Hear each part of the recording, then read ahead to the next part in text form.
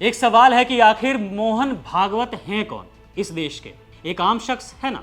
लेकिन मोदी सरकार इन्हें कतई वीवीआईपी बनाकर क्यों रखी हुई है? क्या वे मंत्री हैं? मंत्री छोड़िए, क्या वे पार्षद भी हैं? किसी भी संवैधानिक पद पर बैठे हैं? नहीं ना। तो फिर जो इस वीडियो में दिख रहा है उसका क्या?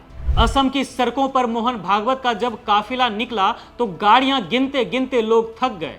अनगिनत गाड़ियां, लंबा चौड़ा लावा लश्कर और वीवीआईपी सुरक्षा का ऐसा प्रदर्शन की बड़े बड़े मंत्री भी फीके पड़ जाए। ऐसे में सवाल उठना तो लाजिमी है कि आखिर मोहन भागवत हैं कौन? क्या वे देश के प्रधानमंत्री हैं, गृह मंत्री हैं या किसी राज्य के मुख्यमंत्री हैं? हकीकत तो ये है कि मोहन भागवत ना विधायक हैं, ना सांसद हैं और ना मंत्री हैं और ना ही किसी नगर निगम के पार्षद हैं।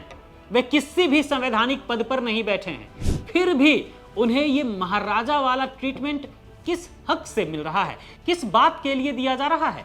एक ऐसी संस्था जो नॉन रजिस्टर्ड है, उनके प्रमुख पर जनता की गाढ़ी कमाई का इतना पैसा आखिर क्यों फूका जा रहा है? आपको बता दें कि मोहन भागवत को जो सुरक्षा मिली है वो जेड प्लस सिक्योरिटी की है, जिस पर हर महीना करीबन 20 लाख रुपए तक खर्च होता है। मुकेश अंबानी को दिए गए जेड प्लस सिक्योरिटी के खर्च को अगर आप आंकते हैं तो पता चल जाएगा। इस मामले को लेकर आरटीआई में मोदी सरकार से भी सवाल पूछे गए थे तो सरकार बचती नजर आती है। गृह मंत्री कुछ नहीं कह पाते हैं इस पर।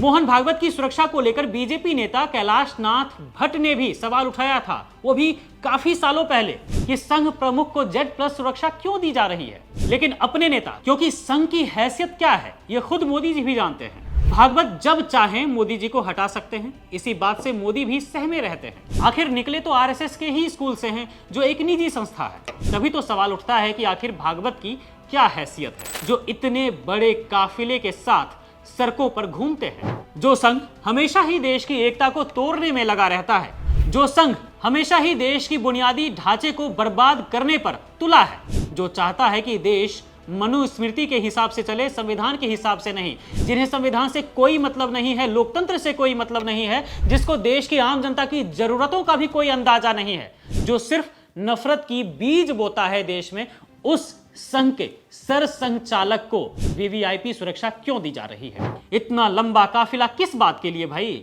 मोदी जी तो देश की जनता से अपील करते हैं कि पेट्रोल डीजल बचाओ, लेकिन क्या मोदी जी की ये अपील संघ प्रमुख मोहन भागवत के कानों तक नहीं पहुंची? या फिर ये सारी अपीलें और नसीहतें सिर्फ गरीब और आम आदमी के लिए ही हैं? संघ प्रमुख के इस लंबे चौड़े काफिले में जो पेट्रोल डीजल धड़ल्ले से जल रहा है, उसका पैसा किसकी जेब से जा रहा है? जाहिर है ये जनता का पैसा है। प्रधानमंत्री की 2 गाड़ियों वाला वीडियो तो खूब वायरल किया गया था बीजेपी आईटी सेल के द्वारा, लेकिन भागवत के इस शाही काफिले पर सब मौन है। आखिर क्यों कोई इस पर सवाल नहीं उठाता है? क्या किसी में ये पूछने की हिम्मत नहीं है कि जब कोई सरकारी पद नहीं है, कोई जिम्मेदारी नहीं है, तो फिर इतनी सुरक्षा और इतना बड़ा तामझाम क्यों?